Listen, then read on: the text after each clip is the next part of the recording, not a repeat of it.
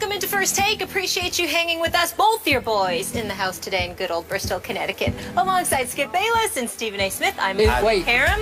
In the flesh? I did tell you I would Wait, that's not virtual? No, it's real. Skip Bayless, I would like you to know, since you're always complaining that I'm gone because you miss me so much. I have been Sometimes here. he does. I have been here 7 of the last 8 days. Wow. In studio. Well, that's a record. You understand? You know what, that's I just like... want you to know that. I just want you to know, and I'm going to be here tomorrow, too. CT's growing on you. Yeah. About that. So that's sort of like the NFL's record number of penalties so far through 3 games. Which we'll get into. That's out of it's control. on me all you want. I got to shake your hand. I like the pockets where a little pop there. Shit, it's me. I keep trying to tell y'all. Yeah. GQ's going to come call him eventually. Don't hold your breath. Kobe, D, Wade, LeBron. I'm tired of them cats thinking they dress better than me. I'm coming. This is just now. Wait till you see the upgrade of the wardrobe come NBA season. I'm just warning y'all. I'm just warning y'all. Nervous. I can wait for that. Just trying to say. Just trying to say. All right, let's work, guys. Coming up, NFL power rankings are out, and Skip has a big problem with one of them. We'll get into that. And the Steelers, unfortunately, without Big Ben. So what should we expect from Michael Vick moving forward? Obviously, they play Thursday night. But first, yesterday, we discussed Derrick Rose's comments at Media Day, and now he is back in the news. Unfortunately, due to injury, Rose was struck in the face by an elbow during Tuesday's practice. He was taken by the Bulls medical staff to Rush University Medical Center for testing and evaluation, which determined he sustained a left orbital fracture. After consultation with several specialists, it has been determined that he will require a surgical procedure, which will take place tomorrow at Rush. Now, after the procedure, a timetable for return to play will be determined. Stephen A., what is your reaction to all this? The man's been in the news all week. Skip Bayless, I am not laughing in any way because this man is injured, because I think the NBA is great when Derrick Rose is healthy and therefore great. Please don't get me wrong. Remember last year, he was my candidate for either comeback player of the year or league MVP or both because of what I knew he could bring. But I can't even put into words how floored I was last night when I'm sitting there and I'm driving home and the news came down that Derrick Rose, I'm talking about fresh off our discussion yesterday about him and how he needs to make sure that he stops saying the things that he says, looking forward to his contract from 2 years from now, only playing 32% of the season over the last 4 years, playing 100 out of 312 games. He needs to keep quiet. And then in the midst of him saying all that, or in the immediate aftermath of it, the very first practice after media day, this dude fractures his orbital bone in his left eye. I could not believe what I read. I said, you can't make this up. You just can't make this up. And here's what it comes down to. He obviously is going to miss additional games. But to make matters worse, could y'all do me a favor, please? The one and only Sarah Spain for ESPN. She works in Chicago. She works for ESPNW, outstanding columnist. She does good work for us on ESPN Radio here. She's based out of Chicago. She's there all the time. Listen to what this lovely lady had to say about Derrick Rose's injury. Could you play that for our audience, please? Coming up to our last straw here, where we're having trouble defending him, not just because of the latest injury, which by all accounts is a total accident and not his fault in any way, and you got to feel bad for him for it, but because it just adds on to this pile that's getting bigger and bigger of just, okay, enough now, especially from a guy who just gave us some really bad optics, talking about free agency 2 years in advance when he just made $280 million a couple years ago between his NBA and his Adidas. So, I mean, the patience is running so thin here in Chicago for our hometown boy. Could be out anywhere from 5 to 28 games, but with Derrick Rose, could be all season. Who knows? You know, he wants to have his orbital bone looking just right when he goes to his son's graduation in 18 years. There you go. Because that last line was all I was looking for. They didn't need to play the tape that long, but that's beside the point. I was just looking for the last. You should have instructed them better. I did instruct them, but that's okay. I didn't know that was coming. That was a nice surprise. I was looking for the last line. And the last line is what she said best. It could be anywhere from 5 to 28 games, but with Derrick Rose, it could be the entire season because obviously he wanted to make sure his eye's okay for his son's graduation 18 years from now. That was Sarah Spain saying that. But there is there's no question that that mirrors what Chicago feels about him right now. At this juncture, here's the point that I made yesterday, Skip. If you're the Chicago Bulls, you might need to trade this dude. You may be looking to trade this dude. It's going to be hard to get rid of him with the numbers that he's getting paid, combined with the level the level of durability that he has had. But now that this latest injury comes up, what makes it even worse, if you wanted to trade him, the likelihood is you can't, even more so now than what I said yesterday. So in less than 24 hours, something else has happened with Derrick Rose. I don't know whether to shake my head and feel sorry for him or to feel even more sorry for the city of Chicago. This is unreal. I feel sorry for both. It really is. I'm so with you on this, because when I heard this yesterday, my first thought was this would make a good Saturday Night Live routine, right? That if they wanted to skewer this, parody this, that's how they would do it, right?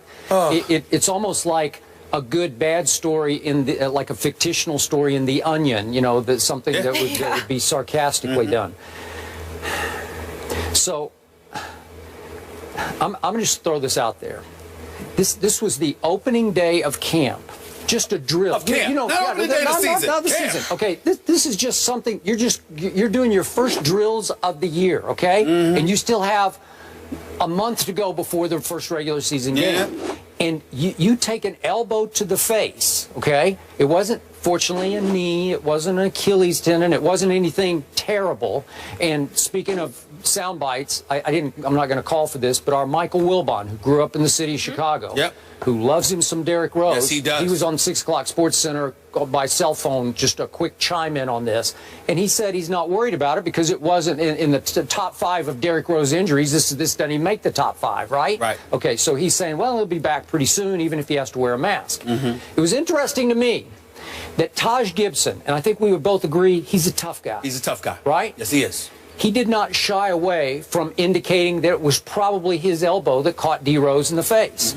You don't think that team was playing pretty physically in the opening day of camp drill in ways, you know, let's toughen everybody up, including our best player, our leader, Derrick Rose. So they're going at it on the first day of camp, right? Well, and I'm not saying it was intentional. I'm just saying they were playing physical basketball right out of the box, because they're going to say, we need to get back to being a tough guy team, even with Derrick. Because with Derrick, sometimes they lose some of their toughness. Is that fair to say? I don't know if that's what it is. I think, Skip, it's the fact that Tom Thibodeau was no longer there, and you want to make sure to remind folks that from a positive perspective, the culture will remain the same. We won't lose our identity as rough, rugged defenders because Fred Hoiberg is here instead of Tom Thibodeau. Okay, I'm with you on that, but that was intriguing to me. And now I'm going to raise this point, having covered many NFL teams, and back to my days, 70s and 80s. The operative word in NFL locker rooms for a Derrick Rose was the word brittle. Is it possible to say he's just brittle? Like he just gets hurt all the time? Like some guys just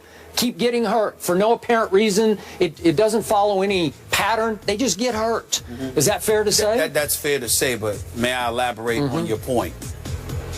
People, as much as they don't like the fact that he's brittle because they want to see him out there playing, that is not what's feeding the swelling level of animosity. The swelling level of animosity aimed in Derrick Rose's direction is due in large part to his comments being so ultra concerned about his finances. And Mike Golick on Mike and Mike this morning made a very valid point when he highlights how every player is concerned about their money. But he also alluded to the fact that there's nothing wrong with it. You just shouldn't say it. I'm going to go a step further. I don't know a player that is not concerned about their money. He's absolutely right about that. But I also know many players who are equally concerned about their playing ability and their level of production as opposed to just their money. And in the case of Derrick Rose, because of what he continues to allude to while under contract, while getting paid, knowing that he's only played 32% of the games, which means he's only fulfilled 32% of his responsibilities, the fact that he can come out and say what he says, and then the injuries continue to pile up. No one is having sympathy for him anymore. They're just saying, here we go again, because he seems perfectly content with being focused on getting his money as opposed to being focused on playing. That's the impression. Okay. Now, remember, I'll remind you once again, we talked about this yesterday. I did serve my time in Chicago. I was a columnist for Chicago Tribune. I still have some very close friends there. And I told you yesterday, they are already done with Derrick Rose. When I talked to them yesterday about this story, they just shrug and say, what else is new? What, like this is business as usual for the Chicago Bulls. They've already cut bait emotionally with Derrick Rose, their native son, the guy who grew up in Chicago. Right. Okay, so I'm looking at the bigger picture here, and it's not that Derrick Rose gets hurt to them. It's how long it takes him to come back from all these injuries, because they think he's using them as a crutch, so to speak, to take even more time off where he just doesn't have to live up to his contract because he's got a free pass because he's had a meniscus surgery. And I've told you this 100 times on the show. I've had 3 meniscus surgeries. They're arthroscopic.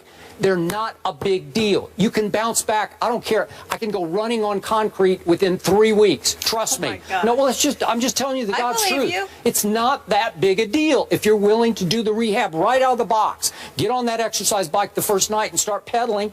You can come back. And for Derrick Rose to say, I don't know, I need 3 or 4 more months, you know, it's bogus. I'm not buying it. So now the scrutiny and the pressure is going to be extreme on Derrick Rose, because on October 27th, they play the Cleveland Cavaliers at the house that Michael Jordan built as a home game. Their home opener is against LeBron James, Cleveland Cavaliers. He should be ready to go for that because he needs to put the mask on. The way LeBron has put the mask on, the way Westbrook put the mask on last year, and we know all the way back to Rip Hamilton and Amari Stoudemire. Lots of very good players have worn masks for entire seasons. Some of them, like Rip, decided he couldn't go without his mask, so he wore it even though he was completely healed. So I want to see Derrick Rose, as do Bulls fans, Derrick Rose in a mask on October 27th on opening night. Is that fair? That is more than fair. I'm not going to sit there. I think it's more than fair, assuming he can play. And obviously, you can put the mask on. You can go out there and play. If the doctors clear him to play, you can do that. Let me say this to you. May 14th. Thursday, May 14th, 2015 was the Bulls' last game. It's when the Cleveland Cavaliers closed them out that night without the services of Kyrie. Kyrie Irving actually did play that game, but he only played about 12 minutes, shot 2 of 2 from the field. Okay.